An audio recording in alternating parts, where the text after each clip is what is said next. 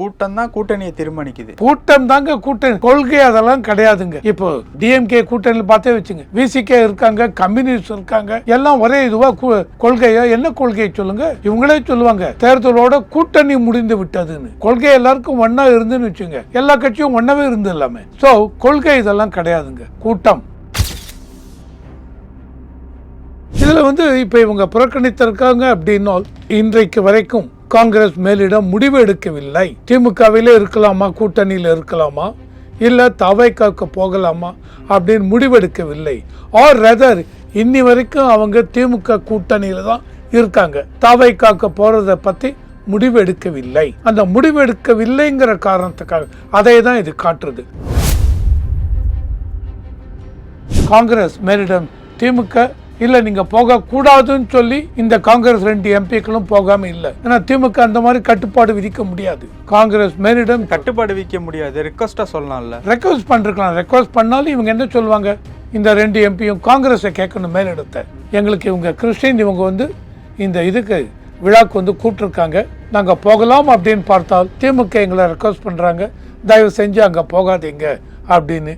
நாங்க என்ன பண்ணணும் அப்படின்னு காங்கிரஸ் மேலிடத்துக்கிட்ட இவங்க கேட்பாங்க. தமிழ்நாடு தலைவர் செல்வ பெருந்தகை மூலம் காங்கிரஸ் மேலிடம் அவங்க சொல்லி தான் இவங்க போகாம விட்டுருக்காங்க. அசம்பிளி எலெக்ஷன் உங்களுக்கு இவ்வளவு கொடுத்தாங்க 2021. பார்லிமெண்ட் எலெக்ஷன்ல 8-9 எம்பி கிடைச்சிருக்கு. 2024 பார்லிமெண்ட் எலெக்ஷன். ஸோ இந்த மாதிரி இருக்கிறத இந்த கூட்டணி இதை தேவையில்லாம, ஏன்னா விஜய் இன்னும் அவருக்கு எந்த அளவுக்கு ஸ்ட்ரென்த் இருக்கு, எந்த அளவுக்கு ஓட்டர் இருக்கு ப்ரூவ் பண்ணல. ஸோ அந்த மாதிரி இருக்கிறச்ச நான் திமுகவை விட்டு டிவிகேல போய் ஒரு ரிஸ்கை எடுக்கணுமா நம்ம அப்படின்னு காங்கிரஸ் யோசிச்சிருக்கலாம். ஸோ இந்த மாதிரி தேவையில்லாத ரிஸ்க் எதுக்கு நமக்கு. ஸோ இப்போதைக்கு திமுக கூட்டணியிலே இருக்கலாம் அப்படின்ற கூட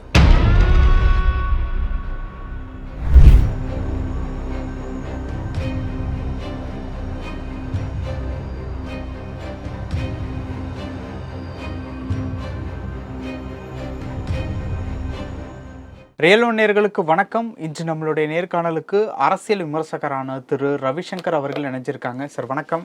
வணக்கம். வணக்கம். எப்படி இருக்கீங்க? நல்லா இருக்கு சார். நேற்று கன்னியாகுமரி நாகர்கோவில் அந்த சைடில் அருமனை கிறிஸ்துவ விழா நடந்திருக்கு. இந்த விழாவை அந்த ஏரியாவில் இருக்கக்கூடிய அருட்தந்தைகள் ஃபாதர்ஸ் ஏற்பாடு பண்ணியிருக்காங்க. இதில் தாவைக்கா நிர்வாகிகள் அருண்ராஜ், ஆதவர்ஜுனா கலந்து கொள்ளுமாறு அருமனை அழைப்பு விடுத்திருக்காங்க. கூடவே சேர்ந்து காங்கிரஸ் எம்பிக்கள் விஜய் வசந்த், ராபர்ட் ப்ரூஸ் இவங்களுக்கும் அழைப்பு விடுத்திருக்காங்க. இதில் தாவேக்கா ஆட்கள் வர்றாங்க அப்படிங்கிறதுக்காக காங்கிரஸ் எம்பிக்களான ராபர்ட் ப்ரூஸ், விஜய் வசந்த் புறக்கணிப்பு கொடுத்துருக்காங்க. இதில் காங்கிரஸ் திமுக கூட்டணி இருக்காங்க, தாவேக்காவினுடைய எதிர்ப்பு திமுக கூட்டணியாக தான் இருக்குது அப்படிங்கிறதுனால புறக்கணிச்சிருக்காங்களா, இல்லை போனால் தாவேக்கா காங்கிரஸ் கூட்டணி உறுதியாயிடும் அப்படிங்கிறத சிம்பாலிக்காக சொல்கிற மாதிரி வெளியில் ஒரு நியூஸ் போயிடும் அப்படிங்கிறதுக்காக புறக்கணிக்கிறாங்க. ஸோ இந்த கூட்டணியெல்லாம் இன்னும் தாவாய்க்கு பொறுத்த வரைக்கும் எந்த ஒரு பெரிய கட்சியும் வரலைங்க தாவாய்க்குள்ள.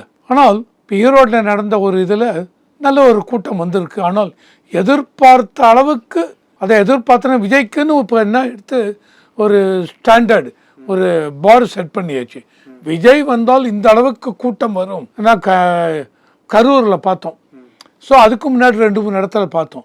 ஸோ விஜய்னாலே ட்ரிச்சி, விஜய்னாலே இப்படி ஒரு கூட்டம் வரும் அப்படின்னு ஒரு பார் செட் பண்ணியாச்சு.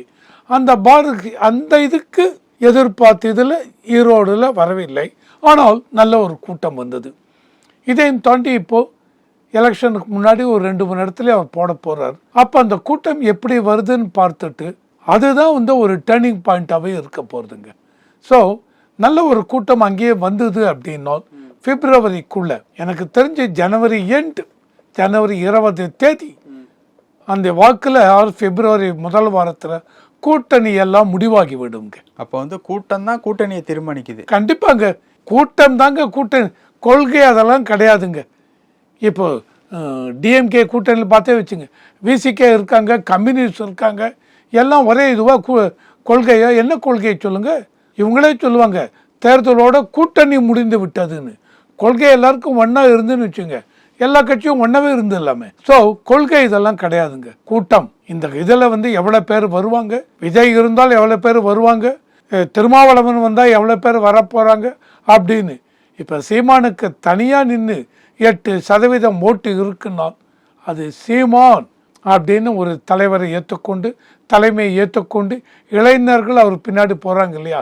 ஸோ அதுதான் முக்கியம். ஓகே, இப்போ அந்த ஃபங்க்ஷனை அந்த ஏரியாவில் இருக்கக்கூடிய காங்கிரஸ் எம்பிக்கள் விஜய் வசந்த், ராபர்ட் ப்ரூஸ் வந்து புறக்கணிச்சிருக்காங்க அப்படின்னா, போனால் கூட்டணின்னு சொல்லிடுவாங்க அப்படிங்கிறதுக்காக புறக்கணிச்சிருக்காங்களா, இல்லை அவங்க வர்ற இடத்துல நமக்கு எதுக்கு, நம்ம ஆல்ரெடி திமுக கூட்டணியில் இருக்கோம் அப்படிங்கிறதுனால புறக்கணிச்சிருக்காங்களா? இதில் வந்து இப்போ இவங்க புறக்கணித்திருக்காங்க அப்படின்னால் இன்றைக்கு வரைக்கும் காங்கிரஸ் மேலிடம் முடிவு எடுக்கவில்லை. திமுகவிலே இருக்கலாமா, கூட்டணியில் இருக்கலாமா, இல்லை தவைக்காக்க போகலாமா அப்படின்னு முடிவெடுக்கவில்லை.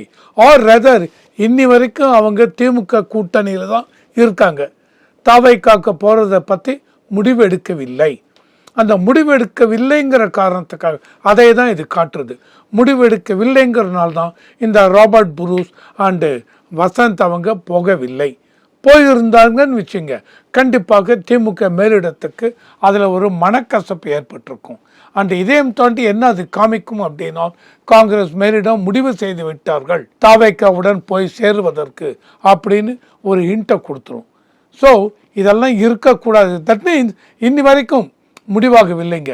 ஸோ அப்படி இருக்கிறப்போ கூட்டணி விட்டு காங்கிரஸ் போவாங்களா? தெரியாது. இந்த கூட்டணியிலே இன்னும் வேறு ஏதாவது மாற்றங்கள் இருக்குமா திமுக கூட்டணியில்? தெரியாது யார் எங்கே போகிறாங்கன்னு. இதுதான். ஸோ இந்த ஒரே காரணத்துக்காக தான் இப்போ அவங்க போகவில்லைங்கிறதுனால நான் என்ன சொல்கிறேன், ஃப்யூச்சரில் போகவே மாட்டாங்க. இல்லை, அந்த மாதிரி இல்லை. நான் என்ன சொல்ல வரேன் அப்படின்னா, இன்னி தேதிக்கு அவங்க திமுக கூட்டணியில் தான் இருக்கிறார்கள் அப்படின்னு ஊர்ஜிதப்படுத்துறது. அவ்வளோதான். இன்னி தேதிக்கு திமுக கூட்டணியில் தான் இருக்கிறோம் நாங்கள் அப்படின்னு ஊர்ஜிதப்படுத்துகிறாங்க. இல்லாட்டா இவங்களுக்கு அழைப்பு வந்ததுன்னு வச்சுங்க, அழைப்பு தான் கொடுத்துருக்காங்க. ஓப்பனாகவே சொல்லலாம் நாங்கள் போலன்னு புறக்கணித்து விட்டார்கள். ஒருவேளை தடுத்திருந்தா திமுக தடுத்து இருக்கலாம். நான் திமுகவை விட காங்கிரஸ் மேலிடம் இப்போதைக்கு ஒரு இதுவும் பண்ணாதீங்க, விஜய் கூட்டணி அவங்க வர்ற இடத்துல நம்ம போய் இருக்க வேண்டாம் அப்படின்னு காங்கிரஸ் மேலிடம் சொல்லிருப்பாங்க. அப்போ காங்கிரஸ் மேலிடம் சொன்னதுனால இவங்க போகவில்லை அப்படின்னா அப்போ என்ன அர்த்தம்?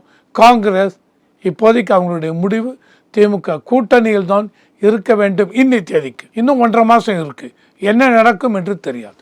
ஓகே, இப்போது ஒருவேளை இவங்க போனால் இந்த மாதிரியான பிரச்சனைகள்லாம் வெடிக்கும் அப்படிங்கிறத உணர்ந்துக்கிட்டு தடுத்திருப்பாங்களா அப்படிங்கிற மாதிரி நான் கேட்டேன்ல.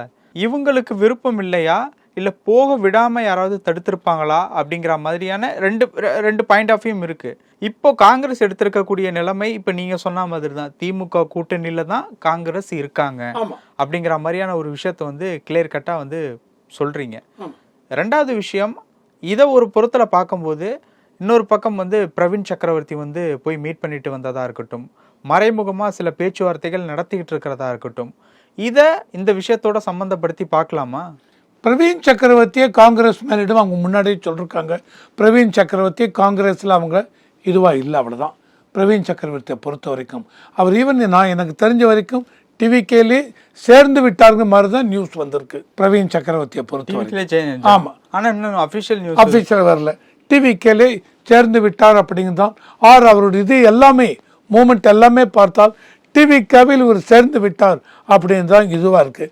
அஃபிஷியலாக வராமல் இருக்கலாம். ஆனால் காங்கிரஸ் மேலிடம் திமுக இல்லை நீங்கள் போகக்கூடாதுன்னு சொல்லி இந்த காங்கிரஸ் 2 எம்பிக்களும் போகாமல் இல்லை. ஏன்னா திமுக அந்த மாதிரி கட்டுப்பாடு விதிக்க முடியாது. காங்கிரஸ் மேலிடம் கட்டுப்பாடு விதிக்க முடியாது, ரெக்வஸ்ட்டாக சொல்லலாம்ல. ரெக்வஸ்ட் பண்ணிருக்கலாம். ரெக்வஸ்ட் பண்ணாலும் இவங்க என்ன சொல்லுவாங்க, இந்த 2 எம்பியும் காங்கிரஸை கேட்கணும் மேலிடத்தை. எங்களுக்கு இவங்க கிறிஸ்டின் இவங்க வந்து இந்த இதுக்கு விழாக்கு வந்து கூப்பிட்டுருக்காங்க, நாங்கள் போகலாம் அப்படின்னு பார்த்தால் திமுக எங்களை ரெக்வஸ்ட் பண்ணுறாங்க, தயவு செஞ்சு அங்கே போகாதீங்க அப்படின்னு. நாங்கள் என்ன பண்ணணும் அப்படின்னு காங்கிரஸ் மேலிடத்துக்கிட்ட இவங்க கேட்பாங்க. தமிழ்நாடு தலைவர் செல்வ பெருந்தகை மூலம் காங்கிரஸ் மேலிடம் அவங்க சொல்லி தான் இவங்க போகாமல் விட்டுருக்காங்க. அப்போ இவங்க வந்து தடுத்தது இல்லை சொன்னது அப்படிங்கிறது காங்கிரஸாக தான் இருக்கும். கண்டிப்பாக காங்கிரஸ் மேலிடம் தான். ஏன்னா அவங்கள பொறுத்த வரைக்கும் இன்னும் முடிவு எடுக்கலை டிவிக்கில் போய் சேர்றதா என்ன. ஏன்னால் அவங்கள பொறுத்த வரைக்கும் இது வந்து ப்ரூவன் பார்ட்டி. திமுக கழகம்ங்கிறது proven party. 2019 parliament election, 2021 assembly election, 2024 parliament election, இந்த கூட்டணி வெற்றி பெற்றிருக்கு. ஸோ இந்த கூட்டணியை விட்டு நான் போகணுமா? அசம்பிளி எலெக்ஷன் உங்களுக்கு இவ்வளோ கொடுத்தாங்க 2021, பார்லிமெண்ட் எலெக்ஷனில் 8-9 எம்பி கிடச்சிருக்கு 2024 பார்லிமெண்ட் எலெக்ஷன். ஸோ இந்த மாதிரி இருக்கிறத இந்த கூட்டணி இதை தேவையில்லாமல், ஏன்னா விஜய் இன்னும் அவருக்கு எந்த அளவுக்கு ஸ்ட்ரென்த் இருக்குது, எந்த அளவுக்கு ஓட்டர் இருக்குது ப்ரூவ் பண்ணலை. ஸோ அந்த மாதிரி இருக்கிறச்ச நான் திமுகவை விட்டு டிவிகேல போய் ஒரு ரிஸ்க்கை எடுக்கணுமா நம்ம அப்படின்னு காங்கிரஸ் யோசிச்சிருக்கலாம். ஸோ இந்த மாதிரி தேவையில்லாத ரிஸ்க் எதுக்கு நமக்கு? ஸோ இப்போதைக்கு திமுக கூட்டணியிலே இருக்கலாம் அப்படின்ற கூட யோசிச்சிருக்கலாம். ஸோ இந்த மாதிரி கருத்தை, இந்த மாதிரி திட்டம் இதை வந்து மனதில் கொண்டு தான் அவங்க இல்லை நீங்கள் 2 பேர் போக வேண்டாம், ஏன்னா டிவிகே விஜய் கட்சியுடைய இவங்க வந்து இதெல்லாம் பார்ட்டிசிபேட் பண்ணுற அந்த இதில் நீங்கள் 2 பேர் போனீங்கன்னா இது திமுக கழகத்திற்கு தேவையில்லாத ஒரு சங்கடத்தை ஏற்படுத்தும், அவங்க மனதை புண்படுத்தும். இப்போதைக்கு நம்மளுடைய கூட்டணியில், நம்ம திமுக கூட்டணியில் இருக்கிறதுல ஒரு மனக்கசப்பை ஏற்படுத்தும் அப்படின்னு அவங்க யோசிச்சதோட இந்த முடிவு எடுத்திருப்பாங்க. இப்போ வந்து சங்கடத்தை வர வைக்காம இருக்க சந்திப்பை தவிர்த்திருக்காங்க. ஆனால் டிவிக்காவை இவங்க போக மாட்டாங்களா அப்படின்னு அந்த மாதிரி சொல்லல, அஃபிஷியலாக வந்தாலுடைய எடுத்துக்கொள்ள முடியாது. முன்னாடி நான் சொன்ன மாதிரி ஜனவரி 20 பிப்ரவரி ஃபர்ஸ்ட் வீக் வரைக்கும் டைம் இருக்குங்க. எந்த ஒரு கட்சியும் அஃபிஷியலாக சொல்லாமல் இல்லை இனிமேல் இவங்க கூட்டணியில் விட்டு போக மாட்டாங்கன்னு சொல்ல முடியாதுங்க. இன்னும் ப்ரீபோல் சர்வேலாம் வரணுங்க. ப்ரீபோல் சர்வே வந்ததுக்கப்புறம் நீங்கள் பாருங்கள், நீங்கள் அப்போ பாருங்கள் அந்த ப்ரீபோல் சர்வே என்னதான் கூட்டணியில் எந்த மாற்றமுமே இல்லாமல் இருந்தாலும் அந்த ப்ரீபோல் சர்வேன்னு வருது இல்லையா, அந்த சர்வேல இவங்க பார்க்கறது கிரவுண்ட் லெவலில் போய் மக்கள் மனதில் என்ன இருக்குது, கூட்டணி விடுங்க, விசிகே இருக்கும், கம்யூனிஸ்ட் இருக்கும், இந்த பக்கம் ஏடிஎம்கே, பிஎம்கே, பிஜேபி, கூட்டணியை விட்டுருங்க, மறந்துடுங்க.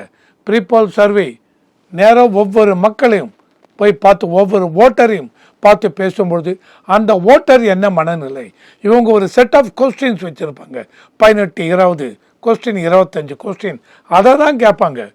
என்ன கேட்பாங்க? தமிழ்நாட்டில் இந்த 5 மாதத்தில் 5 வருஷத்தில் நடந்த கூட்டணி ஆட்சி எப்படி பிடித்திருந்தா பிடிக்கவில்லையா, மனக்கசப்பு இருந்ததா, எவ்வளோ %? 2வது, இந்த விலைவாசி உயர்வெல்லாம் பற்றி உங்களுக்கு எப்படி இருந்து, இந்த தமிழகத்தில் அரசாங்கத்தில் போன 5 வருஷத்தில் எவ்வளவு தடவை என்னென்ன வரியை ஏற்றினாங்க, இது உங்களுக்கு வாழ்வாதாரத்தை எந்த அளவுக்கு பாதித்தது, தமிழக அரசாங்கம் இந்த மாதிரி மகளிர் உரிமை தொகை, இந்த திமுக குறையா சொல்லுவாங்களா? தாராளமா அந்த குறையா சொல்ற கூட்டணியில காங்கிரஸ் இருக்குமா? இந்த ப்ரீபோல் சர்வே தான் சொல்லி தெரியப்படுத்தும். இந்த மாதிரி கொஸ்டினையும் போட்டு கடைசியாக என்ன போடுவாங்க, இந்த கட்சி இந்த ஆட்சி உங்களுக்கு பிடித்திருந்தா பிடிக்கவில்லையா. இதையும் தாண்டி தமிழ்நாட்டில் முதலமைச்சர் அப்படின்னு இருக்கலாம்னா ஸ்டாலின் இருக்கலாமா, இபிஎஸ் இருக்கலாமா, விஜய் இருக்கணுமா, உங்களுடைய இது என்ன ரேட்டிங் பர்சன்டேஜ், இவ்வளோ கொஸ்டினை வச்சு அதுக்கு என்ன ஆன்சர் வருதுன்னு பார்த்து தென் ஓவராலாக ஆவரேஜ் ஒர்க் அவுட் பண்ணி அவங்க சர்வே எடுக்கிறாங்க. இதுதான் சர்வே. இந்த மாதிரி சர்வே எடுக்கும்பொழுது ஒரு ரிசல்ட்டு தெரிஞ்சிடும். எத்தனை பேர் இவங்க டிஎம்கே ஆட்சி மறுபடியும் வர வேண்டுமா, இல்லை ஏடிஎம்கே பிஜேபி கூட்டணி வர வேண்டுமா, இல்லை விஜய் கட்சி வர வேண்டுமா, அதுவும் சொல்லுவாங்க. என்னென்ன கட்சி, என்டிகே நாம் தமிழர் கட்சிக்கு எவ்வளோ பேர் ஓட்டு போடுவாங்க, எல்லாத்தையும் முடிவு பண்ணி சொல்லிடுவாங்க. அது வந்த உடனே அப்போ கூட்டணியில் மாற்றங்கள் இருக்கலாம். ஓகே, இந்த மாதிரி இருக்கா, திமுகவுக்கு இவ்வளோ இதுவாக இருக்கா, பிரச்சனை இருக்கா, அதனால் நாங்கள் மாறி போகலாமா யோசிக்கலாம். இல்லைங்க, எந்த விதத்திலும் திமுக ஆட்சிக்கு பிரச்சனையே இல்லை அப்படிங்கிற மாதிரி இந்த இது சொன்னாங்கன்னு வச்சுங்க, ப்ரீபோல் சர்வே, உடனே என்ன பண்ணுவாங்க, இல்லை கூட்டணியில் மாற்றம் இருக்காது. இதுதான். பல விஷயங்கள் பேசணும். நேரத்துக்கு ரொம்ப நன்றி சார். நன்றி.